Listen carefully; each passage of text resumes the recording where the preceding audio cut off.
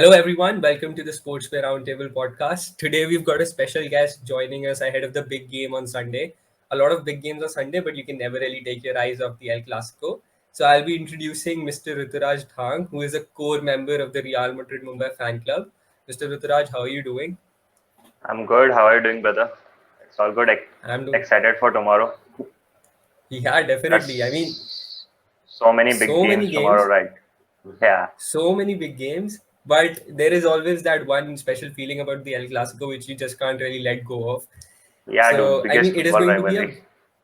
Yeah, it is going to be a very different El Clasico this time around. But when you know that Real Madrid or Barca are coming head to head, you just have to be there. You just have to watch that game because you just know there will be a special moment regardless of who the player is, what the occasion is. So you can just really never let go of the El Clasico, can you? No, no, no. You cannot. Even the young players, they know what this value of this game is. So they want to win this, and the fans are always pumped up for the El Clasico. There is no other way around. If it's Messi, Ramos, Ronaldo, that nothing changes. That El Clasico is El Clasico. Yeah, there's a reason why it's one of the biggest rivalries in club football. There's a reason why, I think Gerard Piqué and Karim Benzema have recently said in their interviews that, no matter what happens, El Clasico is El Clasico and, it never changes. Nothing changes it. So, Yeah, totally. so I mean, Real Madrid, they've had a pretty decent start to the season under a new boss, Carlo Ancelotti. Not particularly new. He was the man who led us to the La Decima title, so he is already etched in the history books of Real Madrid. But still, Yeah. after almost 4 years of Zinedine Zidane on and off, it is a different culture now in the team. So, how do you see the players adapting to him?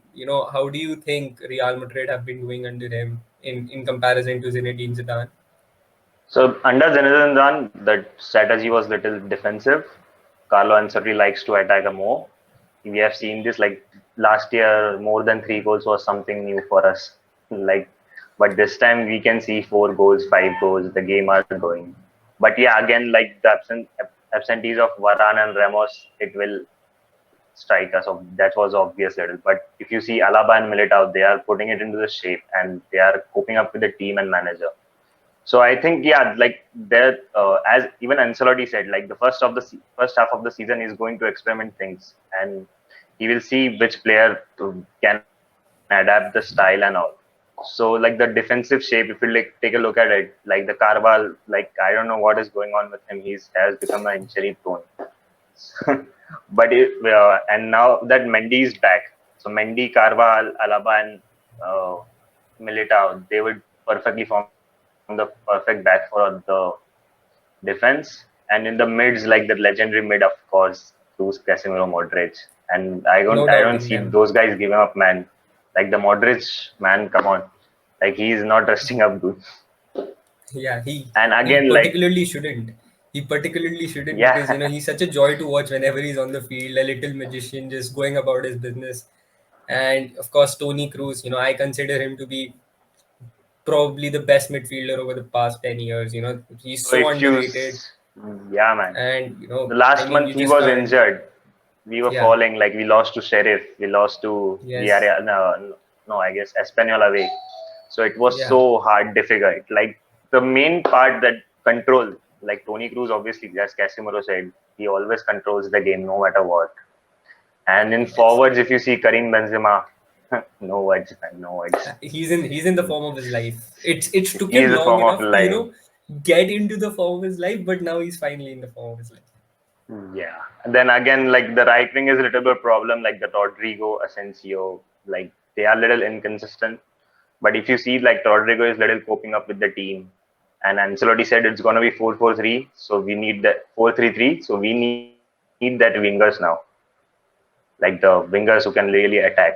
And Vinicius, hmm, he's finishing his off his You know, chances this I'm season. just So he gonna has come been the on to great one. Vinicius.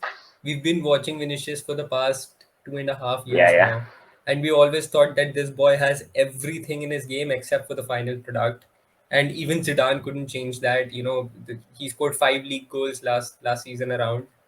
This season around, he's he's only played And he has 7 12 now. matches and he scored 7 goals.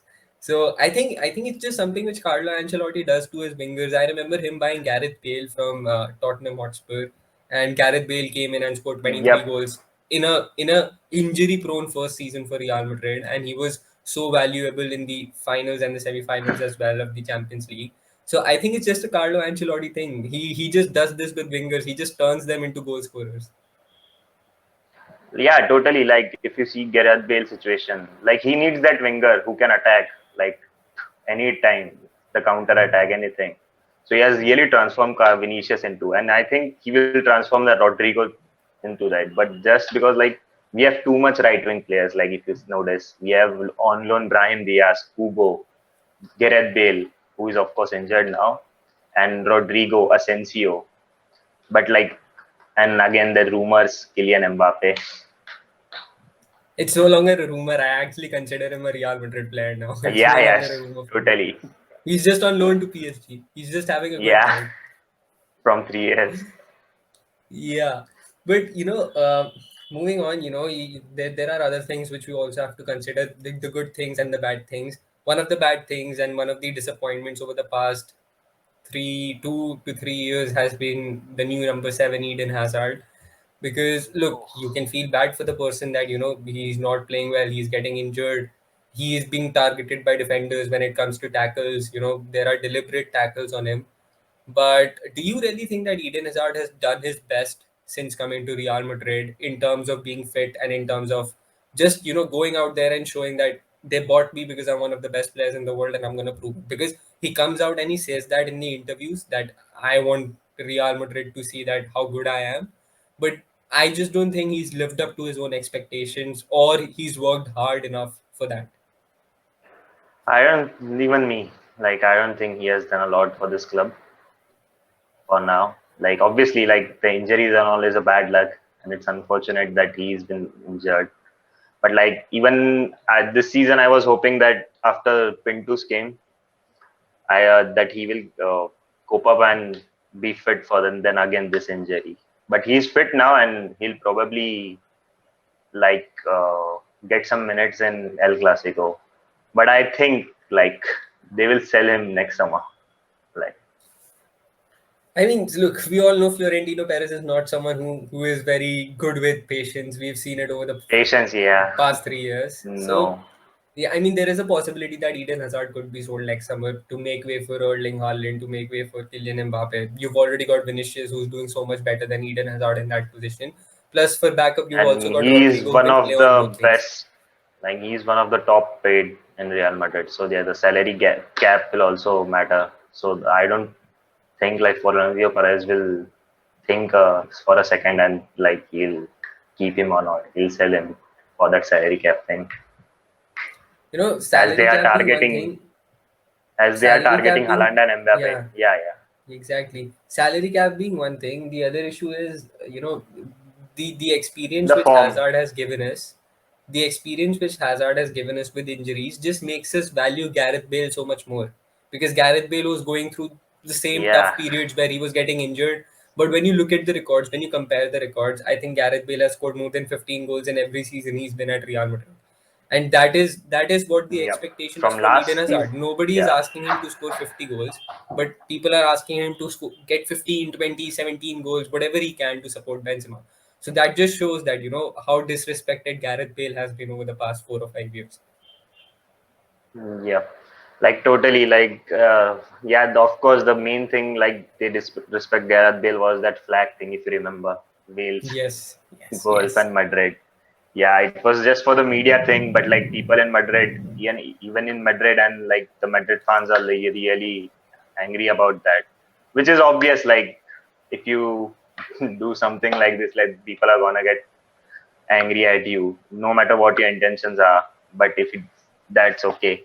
But like again, this season again he got injured. Like he had a great spell in Spurs. Like around he scored like 15 goals. I think I didn't watch much Spurs, but like I thought like this is his last season, as he said, and even I don't think like they are gonna renew him or not. I don't think so. They will renew him.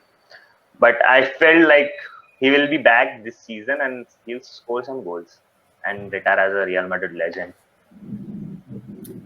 I mean, Well, I consider when you him look, legend. If yeah, I mean, so do I. I think if people consider, the Brazilian Ronaldo as a legend, then I think Gareth Bale also deserves a shout in that category. Yep.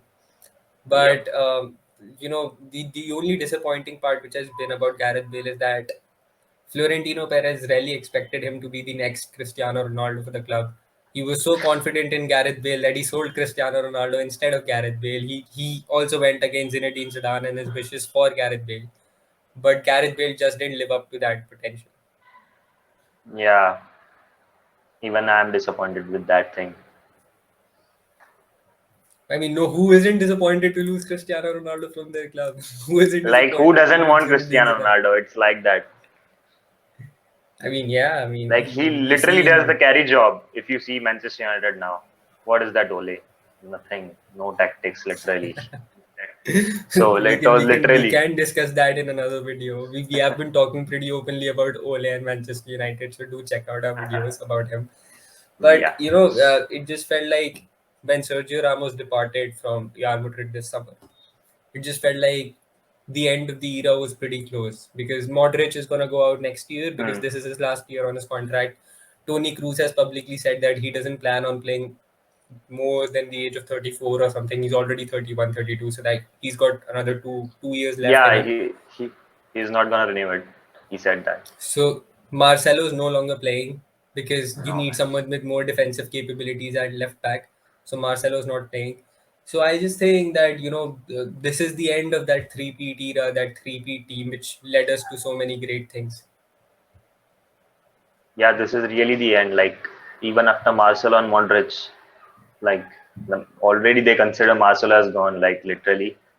But like, if you see the new players, they are literally living up to the expectations. If you see David Alaba, like, fans were literally slandering for Florentino Perez for doing that, like giving a high paid salary for David Alaba. But like, I have been fan of David Alaba. Like, he doesn't play for a small club or something. He played for Bayern Munich for around 9 to 12 years. He won 2 Champions League and many trophies. So like, he was the one who deserved that number 4 from Sergio Ramos, definitely. And in left back position of Marcelo, the Ferland Mendy, like, he's absolute baller. Like, we had so many problems in left back when he was missing. Then the last game came, we won 5-0. Again, after Hmm. Modric, if you see Fede Valverde, I'm big fan of him. That dude runs all over the places in the ground, and he's very energetic. And if you see Cruz, like, there are players like Antonio Blanco, the Castilla one, The Italian player, and yes. the Camavinga. So they both can adapt that Cruz position, I guess. Now the Casemiro position, like Casemiro is gonna play for more years, so that's not the worry part. And even if you see Yeah, I mean, Karim Benzema is gonna play till 2022. After that, Haaland, Mbappe, maybe. most possibly, yes. But before Yeah, we get to the end of this video, let's get back to the El Clasico. Even Barcelona are now in a new era. Probably they also have a very talented squad when you look at it. They have Ansu Fati coming back who has played really well. They've got Philippe Coutinho who's fit now. They also have Sergio Aguero who's fit now. And even when you look at the midfield, they've got the likes of Frankie De Jong and other players, Pedri. So the fact that the El Clasico is going to be at the Camp Nou this time around, both the teams have somewhat new styles of playing, new identities on and off the pitch. Do you fancy your chances against Barcelona tomorrow, and what do you think is going to be the score? I'm pretty optimistic of this year and very confident also. Like, we are gonna win by 3-1 or 2-1, not more than that, 3-1 or or 2-1? maybe more. Yeah. Maybe What more. do you think? Look, I am a Madrid fan, so I'm going to Yeah. be pretty biased here and say that Madrid is going to cruise to a victory. By cruise, But if you I see the think, new players like the Gavi and yeah, Sufati, Pedri, I guess Pedri is not playing tomorrow, but he's an amazing prospect for that club. And the Arau, the Arau also got injured. He's an amazing defender. Then Sergio Dest, like, Koeman is literally converting him into the right wing, but it's like very difficult to fill void of Lionel Messi. You can't just put any player and hope that he will contributive 50 goals or 40 goals per season. But yeah, like I think the midfield and defensive battles will be won by uh, Real Madrid. And attack, like there, if you see, there's no help to Depay there. Like Ansu Fati is great, but like from the right wing and all, there's literally no help for Depay. And in defensive, like they have Alba injured, they don't, and the Roberto Garcia and PK. I don't think like they'll be able to stop Benzema and Vinicius in form. So yeah, pretty confident for that win. Well, we do hope that your predictions come true. We do hope that Real Madrid win. And on that note, I think it's time to end this video. Thank you so much, Ruturaj, for joining us. It was a pleasure having you. We It will was be looking pleasure forward to on. Yeah, it more was collaborations pleasure. with you with RM Mumbai as well. So it Sure. was amazing to have you here. Thank you so much. And to Thank you, everyone Shivam. who's viewing this video, please go and check out Real Madrid Mumbai on Instagram, on Twitter, and please like and subscribe to the channel. It would mean a lot to us. Till then, we would be gladly back with another video after the El Clasico. Till then, enjoy your weekend. A lot of big games. See us soon.